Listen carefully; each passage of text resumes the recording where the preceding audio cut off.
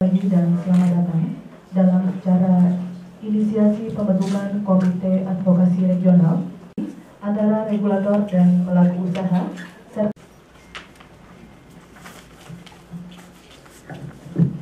Kalau kita membentuk komite advokasi ini, apa yang bisa kita perbaiki? Maka dalam proses pencegahan tentu itu sangat baik sekali. Pembangunan integritas bisnis, saya kira profesional berintegritas yang tadi dituliskan ini, sepintas saya baca itu bagus banget. Mari kalau kita lihat, kita telanjangi satu-satu gitu. Kalau dari tahap pertamanya saja, kita bicara indikator keberhasilannya adalah mekanisme mengatasi pungli. Bapak Ibu, ternyata ini memang penyakit yang nyebai. Dari yang kecil banget sampai kemudian yang gede banget. Saya kira kalau bagian perizinan pasti sudah sangat paham simpul-simpul mana yang paling jeli dari proses pungli ini. Saya hampir tiap hari menerima dari hal yang simpel. Apa itu? Parkir tarifnya nggak cocok.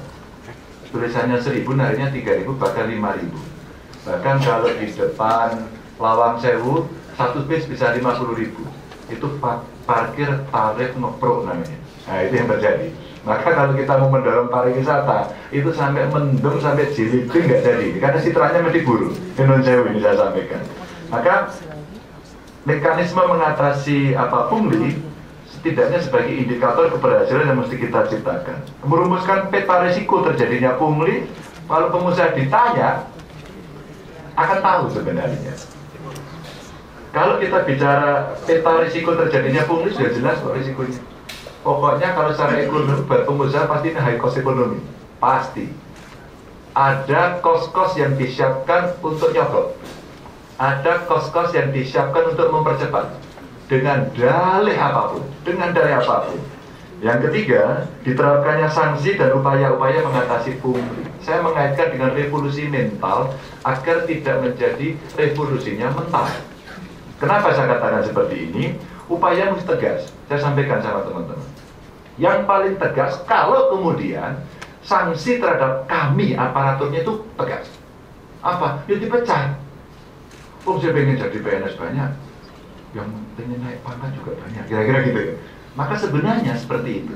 Hanya memang melihat situasi seperti ini, dari indikator keberhasilan pertama ini, menurut saya memang mesti ada review terhadap satu proses mekanisme, mana penting, mana tidak penting, mana yang mesti kita perbaiki, mana yang mesti kita teruskan untuk kita jaga. Indikator keberhasilan berikutnya yang kedua, tersedianya pusat informasi yang efektif dan mudah diakses oleh publik.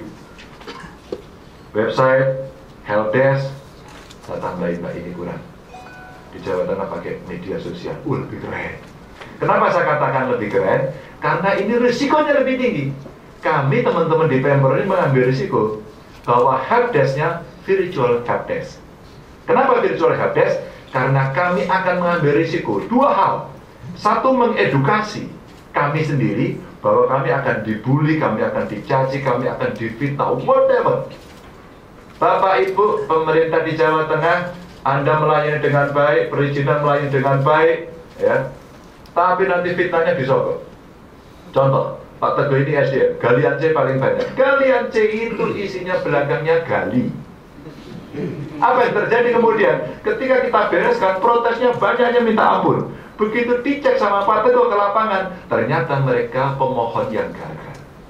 Maka fitnahnya, sudah dapat kemarin salah satu, Pak Ganjar, jangan-jangan informasi itu dari orang dalam yang kemarin itu tidak happy dengan perizinan itu dan tidak mendapatkan sesuatu.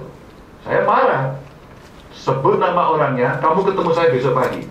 Edukasi ini saya lakukan, ini gubernur kurang kerjaan judulnya. Tapi apa semangat yang mau ditampilkan? Karena kami, semangat dari teman-teman, sudah sepakat ini. Layanan dalam 3 hal, mudah, murah, cepat. Transparan, akuntabel, itu ya. Keluar mudah, murah, cepat, ke dalam transparan, akuntabel. Maka Bu, kita berani untuk membuka semuanya melalui media sosial. Kami bekerja sama dengan Twitter, tidak promosi. Twitter membantu kami membuat namanya Kemalajateng, pagar Kemalajateng. Kalau menulis pagar Kemalajateng laporan apapun, langsung otomatis terdistribusi seluruhnya. Dan mereka akan menjawab. Setidaknya kalau belum menjawab, mereka akan berproses. Saya punya dashboard untuk melihat itu sampai di mana. Ada yang bisa kita kerjakan, ada yang tidak. Ada yang mudah, ada yang sulit. Dan itu bagian nanti untuk kita jadikan sebagai penilaian kinerja. Sebaik-baik kita ingin merubah, ketika fitnahnya muncul terus-menerus, diterah luar biasa, bahkan seringkali mereka merasa terusik karena sedikit-sedikit dari fitnah-fitnah yang muncul itu menjadi fakta-fakta yang akhirnya aparat penegak hukum mendatangi kawan-kawan yang nggak nyaman. Maka pada proses seperti inilah kita mencoba mendorong, mengajak. Kalau ini ada pengusaha, ada birokrasi, nanti ditambahi ke aparat penegak hukumnya, agar persepsi kita sama, persis seperti persepsi untuk kita menghabisi sikap pungli. Apa yang mau kita sikat? Kita sikat yuk sekarang layanan yang paling depan. Ramelah kemudian di pertanahan. Ternyata pertanahan rame, kemarin sudah ketangkep macam-macam. Ternyata untuk ngurus sertifikat itu mesti ada surat-surat dari desa. Desanya hari ini memungut sendiri. Punglinya ditangkap di Brebes, kepala desanya ditangkap. Nangis-nangis, presiden kemudian bicara ada 5 juta yang mesti ada. Maka saya sampaikan, saya buat surat edaran. Tolong kita bina dulu, kita buat regulasi, kita patok harganya, maka kita sahkan berapa harga pasti, waktu pasti. Dan tolong penegak hukum, terimalah ini sebagai sebuah keputusan yang memang secara aturan bisa dilakukan, maka semua akan berjalan dengan cepat. Saya sampaikan waktu itu, dan sahabat pungli mengatakan, wah kalau kita toleransi terus seperti ini, nggak akan jalan-jalan. Ya sudah, kalau gitu Anda sikat habis-habis. Saya targetkan, saya pastikan target pencapaian 5 juta sertifikat tidak akan tercapai. Saya pastikan. Maka kalau kita bicara penegakan hukum ultimum remedium, bagaimana kita mau mencapai hasil yang seperti itu? Menurut saya aturannya saja. Apa usulan Gubernur Jawa Tengah? Gampang. Buat peraturan desa untuk menentukan berapa tarif resmi. Beda-beda desa boleh. Karena biayanya sudah kita identifikasi. Apa sih problemnya? Problemnya beli patok, problemnya beli materi. Tapi problem mencari saksi perbatasan tanah, gak ada yang bayar. Problem rakyat meminta tolong pada aparatur untuk menguruskan sampai itu berhasil, gak ada duit transportnya. Siapa membiayai? Masyarakat rela, berapa indeksnya? Nah ini yang kemudian tidak diatur. Contoh ini sebenarnya bisa kita introduce nantinya ke dalam sistem perbaikan ketika pengusaha bisa bertemu. Apa sih yang Anda susahkan? IMB toh? IMB-nya lama kan biasanya, HO-nya lama, HO itu sebenarnya dicabut atau tidak cabut kita tidak mengerti. Izin-izin yang kemudian muncul, yang tadi saya sampaikan, akan baik juga kalau nanti ini mesti masuk kepada kabupaten kota. Indikator keberhasilan yang ketiga adalah adanya mekanisme SOP pengaduan masyarakat. Inilah SOP yang kami coba inisiatif, pengaduan dengan banyak kanal, multi kanal yang kita sediakan. Di Provinsi Bu, kami sediakan SMS boleh, datang silakan, call center oke, pakai email monggo, Facebook silahkan, Twitter silahkan, Instagram oke. Sebenarnya apa? Kami kurang kerjaan. Kami ini mau mencari sebenarnya media apa yang paling bagus agar rakyat lapor bisa cepat dan ditanggapi. Memang kemarin ada yang menarik. Ketika kemudian sudah membudaya, membiasakan diri teman-teman untuk merespon ini dengan cepat maka ada yang menarik ketika kabupaten kota.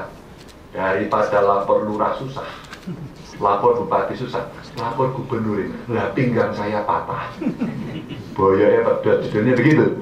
Sehingga di Kendal muncul berita, susah lapor bupati, lapor gubernur, kemudian muncul di media, masuk di online, netizennya gebuki bupatinya.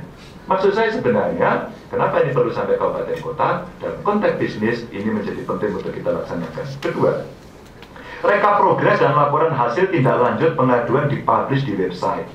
Pemerintah Kota Semarang sajungi jempol, dia punya program lapor handy kalau nggak salah. Terus kemudian ada pengaduannya, dan mereka bisa melakukan tracking melalui media.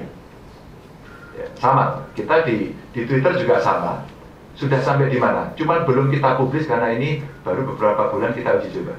Saya khawatir fitnahnya nanti muncul lagi.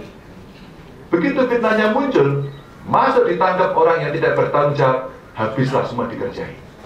Ini pengalaman yang hari ini harus saya sampaikan pada KPK juga. Bagaimana kita berkompromi pada sisi ini agar kita sepakat dan semuanya clear. Itu soal mempublish. menerapkan langkah yang harus diambil jika terbukti ada praktek ilegal yang dilakukan oleh pihak internal. Kalau kami nggak peduli, udah selesai, sudah, ini kategorinya apa, masukkan kasih sanksi hari itu juga. Kasih sanksi hari itu juga. Maka BKD kami, inspektorat kami, kita minta untuk agak melotot sedikit. Kurang-kurang dikit nggak apa-apa, karena ini kita bukan orang yang lahir kemarin, tapi ada yang punya dosa masa lalu, ada yang kemudian baru masuk kemarin, ada yang dosanya baru diterima tadi malam, macam-macam.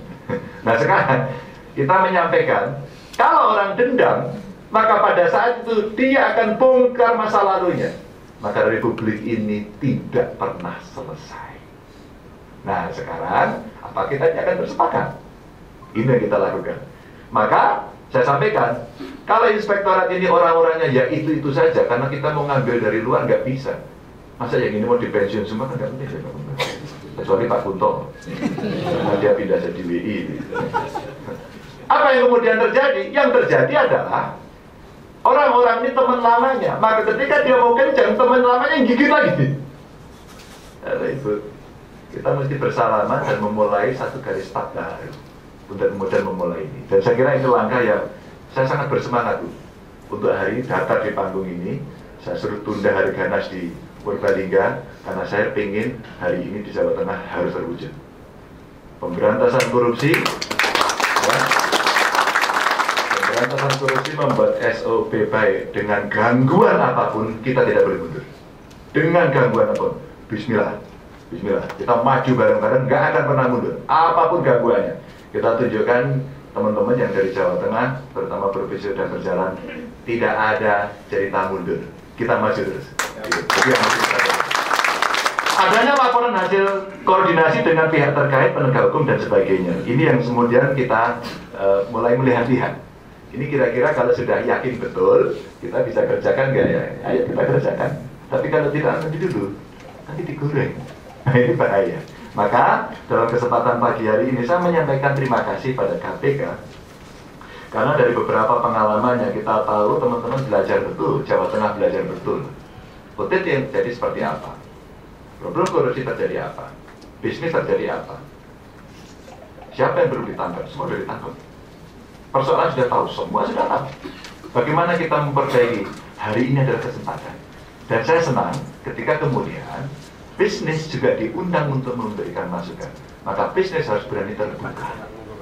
Yang problem berikutnya adalah biasanya nanti selesai diizin, maka teman-teman pebisnis biasanya akan bersaing. Biasanya kalau kontraktor-kontraktor itu bersaing. Wah itu ngeri. Saya sebutkan secara terbuka, Kendal itu dilaporkan pada saya dari 28 proyek baru 2 yang lolos, padahal sekarang sudah bulan Juli. Nah ini rakyatnya kasihan. Apa yang terjadi? Ya, ini mesti diselidiki. Katanya ada yang bersaing delosor-delosoran harga.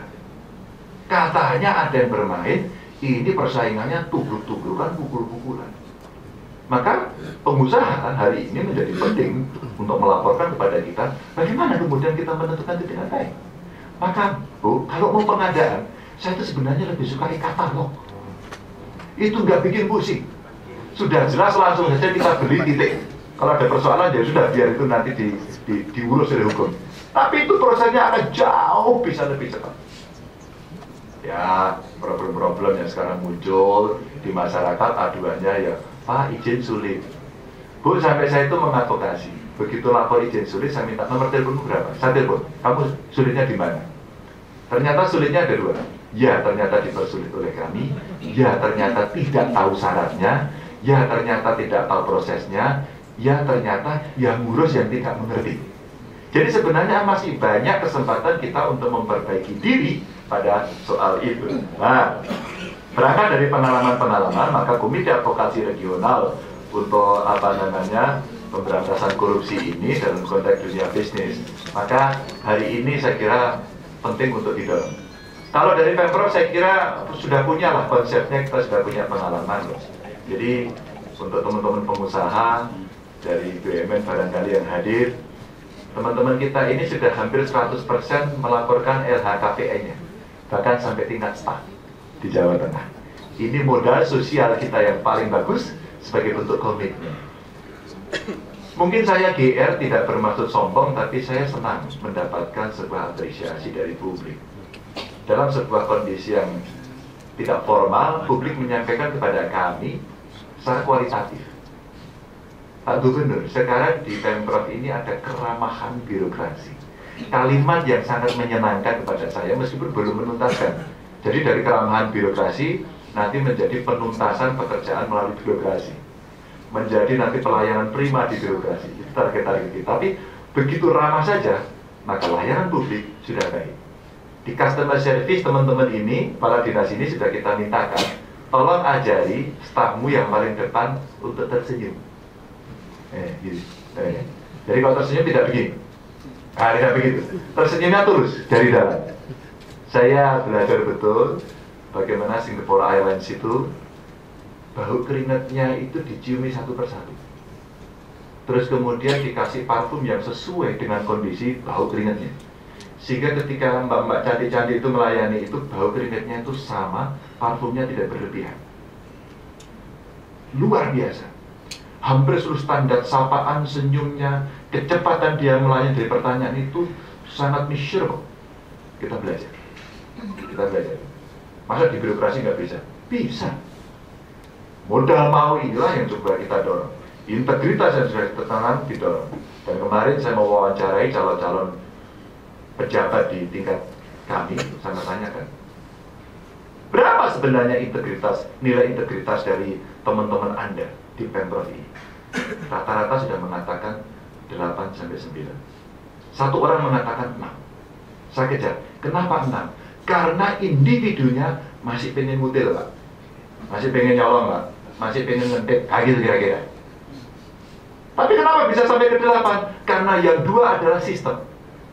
Itu yang mau saya katakan. Kenapa sistem? Karena kemudian tradisi itu dikembangkan bersama-sama. Maka inspektor sekarang masih punya PR, mungkin perlu dikait. Kita ingin membangun whistleblower system. Tapi jangan sampai whistleblower system ini menjadi lembaga fitnah. Jangan sampai. Maka mesti clear betul siapa yang menyampaikan, buktinya apa dan sebagainya, agar tidak jadi fitnah. Karena kalau nanti persaingan jabatan, nanti bisa nusuk teman. Bahaya. Ini kita bersemangat, mungkin kalau ada contoh kita siap untuk melakukan. Nah, setidaknya komite advokasi ini kita harapkan nanti bisa menjadi ruang tempat di mana orang bisa saling menyampaikan persoalan. Kalau seperti ini bagaimana? Kalau seperti itu bagaimana? Apakah kemudian bisa diperbaiki? Maka dalam konteks pencegahan korupsi ini yang kita jalankan. Bu, begitu diperintahkan selesai, taruh orang untuk mendampingi ini, targetkan berapa lama SOP, saya akan pantau sendiri biar lebih cepat. Nah, kira-kira seperti itu. Maka profesional berintegritas ini coba kita wujudkan dalam bentuk yang lebih konkret. Satu, setidaknya beberapa pesan adalah perbaikan penerapan regulasi dan tata kelola birokrasi sektor usaha dan layanan publik. Ini sebenarnya kalau kita mau customer oriented, maka kami sebenarnya banyak bertanya pada para pengusaha. Kira-kira masalahmu apa saja sih? Di mana sih masalahmu itu? Yang rumit-rumit itu yang mana? Yang jelek itu yang mana? Sampaikan pada kami. Sampaikan pada kami. Nah, kalau itu bisa, segera kita tindak lanjut dengan cepat. Ya. Yang kedua, memberikan solusi atas kendala-kendala yang dihadapi entitas bisnis. Maka kita harapkan forum ini nantinya juga bisa tanya, wah kalau seperti ini caranya, nggak untung kita. Dagang kita bisa nggak profit ini, gitu kan? Prospek kita menjadi lebih buruk. Yang ketiga, menjadi ajang sosialisasi pencegahan korupsi di sektor usaha dan layanan publik. Gimana sih caranya agar kami tidak digoda dengan suap? Alhamdulillah, Bu. Tahun kemarin saya terima kasih sama KPK karena Jawa Tengah dinyatakan pengelola gratifikasi terbaik di Indonesia. Kami terima kasih. Bu, itu kita tempelkan, kita tradisikan, dan sekarang teman-teman sudah biasa. Kalau dikasih sesuatu itu, maaf, terima kasih, tidak usah. Maaf, terima kasih, tidak usah, sudah biasa. Yang sudah terlanjur menerima dan dia tidak bisa, dia juga sudah terbiasa melalui teman-teman dikelola gratifikasinya. Maka sistemnya kemudian menjadi berjalan. Tradisi-tradisi ini kemudian yang menurut saya menjadi lagi-lagi modal sosial kita untuk pemberantasan minimal pencegahan dari korupsi yang ada. Keempat, mengembalikan manfaat usaha Dan pembangunan di sektor swasta dan pelayanan publik sesuai dengan kompetensi utamanya, yaitu meningkatkan kesejahteraan yang bisa dinikmati oleh masyarakat dan bangsa. Maka kenikmatannya tidak ada material, tapi bagaimana kemudian kenikmatan yang sifatnya kualitatif sesuai dengan kebutuhan yang diharapkan ini bisa dilayani dengan baik. Sekali lagi saya menyampaikan, pencegahan dan pemberantasan korupsi itu akan mendapatkan gangguan luar biasa dari manapun, seluruh praktek sudah ada. Tapi yakinlah, negara ini akan baik kalau kemudian kita konsisten. Dan Jawa Tengah tidak akan pernah mundur satu langkah pun dengan gangguan apapun untuk mencegah dan memberantas korupsi. Selamat bekerja. Assalamualaikum warahmatullahi wabarakatuh.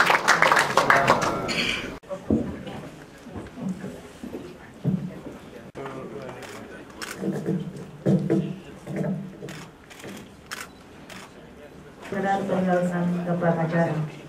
Terima kasih.